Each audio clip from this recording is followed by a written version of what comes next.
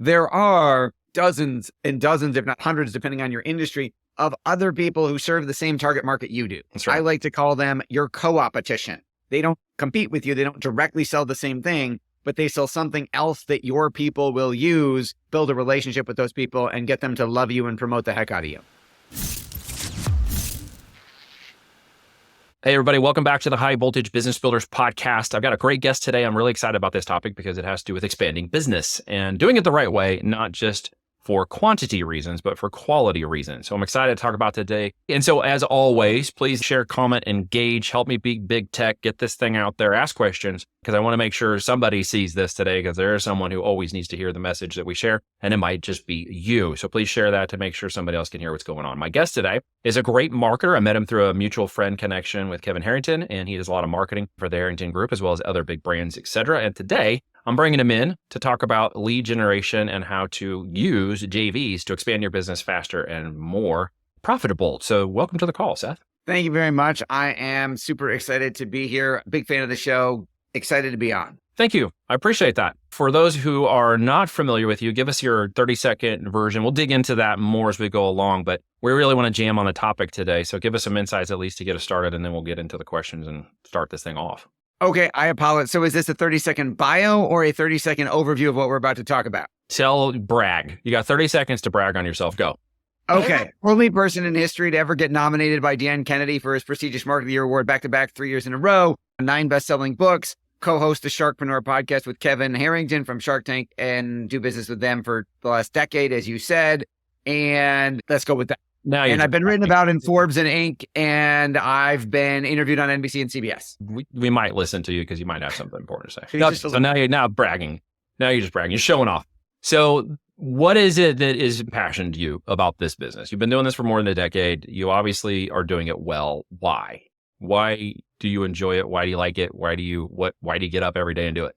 So total of 24 years, launched the marketing firm 16 years ago, spin off from my original core business that got my phone ringing off the hook with people saying, how do I do what you did and grow my business the way you did? Why do I get up every day? I love the ripple effect. So I started out and still own a business in the college financial aid space. And let's say I personally can only help a few dozen families every single year.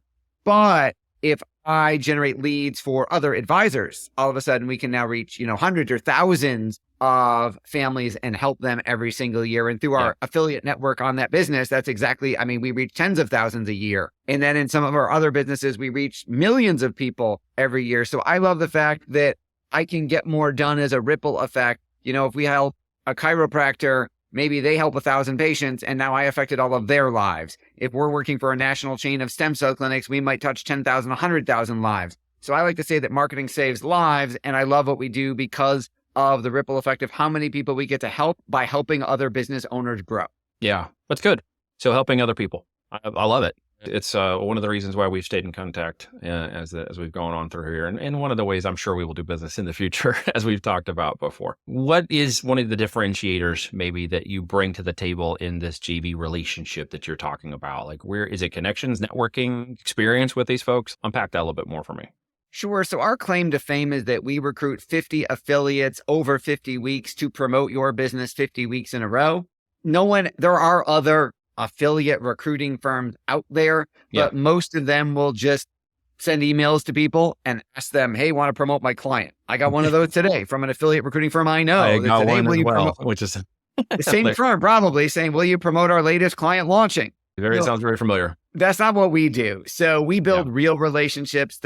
We have a 36-step direct mail sequence. We've got podcasts. We've got content. We've got books. We've got a ton of what I call emotional value bombs that we create on behalf of our clients that get dripped on those potential affiliates that actually blow them away, get them to think that our client is their new best friend, and get them to promote and engage with our client's brand and almost become an evangelist as opposed to just an affiliate in such a way that, we get the response all the time of, I can't believe you did all this. Nobody does all this. Tell me how I can move the needle for blah, blah, blah. So we took Chet Holmes' original Dream 100 strategy. We took it a level up. So instead of going after end user clients, which Chet did, he went after advertisers. We go after affiliates. but we brought it into the 21st century. We put it on steroids and we made it work way better. And I can say that because I've got that quote from Amanda Holmes, who is CEO of the Chet Holmes Company. That's very cool. That's very cool. Now let's talk about scope for just a second. Is it, I have to have a consulting, a product, a service, or could it be an e-com related type of launch in this JV scenario? So we run the gamut. We do everything from a local service related business to 8-figure e-commerce brand. E-commerce almost work better because hopefully they're infinitely scalable, right? We do this for a local financial advisor, local personal injury lawyer. They eventually run out of hours in the day and have to hire more people, which is my favorite problem to cause when they call us and say, can you turn it off for a month or two? We got to train people. Right. E-com, if you've got a course, if you've got a product that's getting manufactured somewhere else, theoretically, that should be infinitely scalable and you'll never run out of bandwidth and we'll never run out of sales. Yeah. So if you've got a brand that's established, it's selling already, maybe it's a single or multi-channel growth at this point, it would be good to potentially have that JV relationship to expand that brand out. Absolutely. Think about, there are dozens and dozens, if not hundreds, depending on your industry, of other people who serve the same target market you do. That's right. I like to call them your coopetition. They don't compete with you. They don't directly sell the same thing, but they sell something else that your people will use, build a relationship with those people and get them to love you and promote the heck out of you. But I assume the 50 you're referring to are pretty targeted in a network of probably a lot more than 50 people. Yes, because not everybody's going to say yes. Yeah. And for our clients, we build every affiliate network from scratch. So we're not recycling, like you got that letter to email today that I got, affiliates and over again, because you burn it out, you burn out the list. Yeah. We are creating separate relationships for each of our clients with those 50 people that they own those relationships. We're not then going to the same 50 people and going, can you promote this next month? Can you promote this next month? Yeah. They didn't even say dear Neil, it said dear affiliate. And I'm like, oh, come on. Didn't you feel loved by that? The ironic part was the company and the co-founder who sent that, probably a cold email, it was actually the company that acquired a company that we had a strategic relationship to supply our products to in kind of a white label format. And then they got bought by this company. And so I got reapproached as an affiliate that we had a business deal with before. And I'm like, wow, that's pretty cold. Yeah, they're treating you like a total stranger. And whoever sent that email obviously didn't segment their list and doesn't know about your relationship, which is something that would never happen on our watch because it's customized one-to-one, not a spam. Yeah, I'm going to reply to the guy and be like, okay, so I know you bought XYZ company and you should know that we had a relationship with XYZ owners. And where does that fall into? I'm gonna flame on because I think that we'll get you on your soapbox. Yeah, I'm gonna get me on my soapbox. I have to be right. Don't you know that, Seth? I have to be right. That's it. Yeah. Stop it. Where do you see the next stages of evolution in your marketing going? You're always innovating, obviously. You're always developing. What's on your radar that maybe you could tap me into a little bit that's kind of like the next big thing you're working on? So you don't know this yet because it's brand new. So I'm actually even more excited about a program my 16-year-old son built.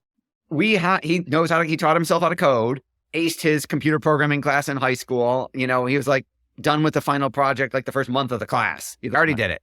So he said, what can I automate in your business, Dad? And I said, here's the problem. If we do email marketing, if we use ActiveCampaign, Infusionsoft, Marketo, Klaviyo, and Aweber, any of those, they send a blast email that comes from the ActiveCampaign, the MailChimp server. Your incoming email service provider knows it's coming from MailChimp and you land in promotions or spam.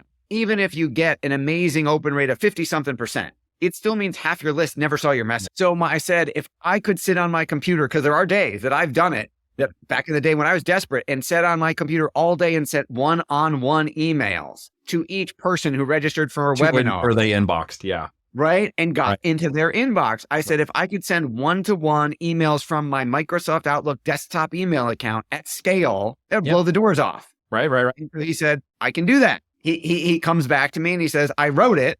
And he wrote an email bot that sends a direct one-on-one email from Outlook every 10 seconds, 360 an hour, and is blowing the doors off of response rates of anything else we've ever tried.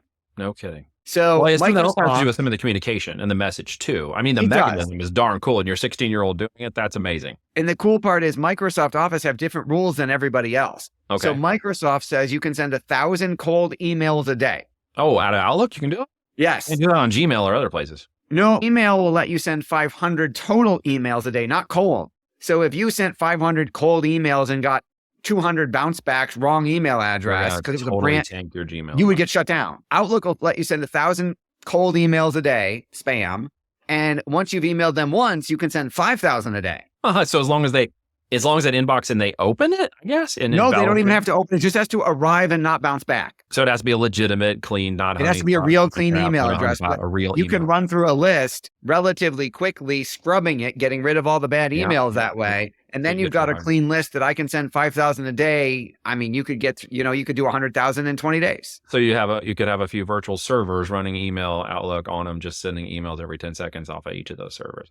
Yeah, what we've done is we've been beta testing it. Our first webinar is coming up in a couple weeks, launching this as an official SaaS product. But we've had clients who are beta testing who said, "Hey, can you run it for me?" And I said, "I need an Outlook application on a computer." And they're like, "Okay, I'll buy a laptop, put it on put my email on there and ship it to you." So we just got stacks of laptops running all day. Or I think you could do Windows virtual services for like $24 a month, right? Couldn't you also put Outlook on and do that too? I don't know. I haven't gotten that far yet. Okay, so you could do an RDP through a Windows $24 a month Windows server and literally install Outlook on the cloud in that location in Texas or wherever strategically, and then just let it send all day on that $24 a month virtual. I did not know that. I just wrote that down. I am going to text my son.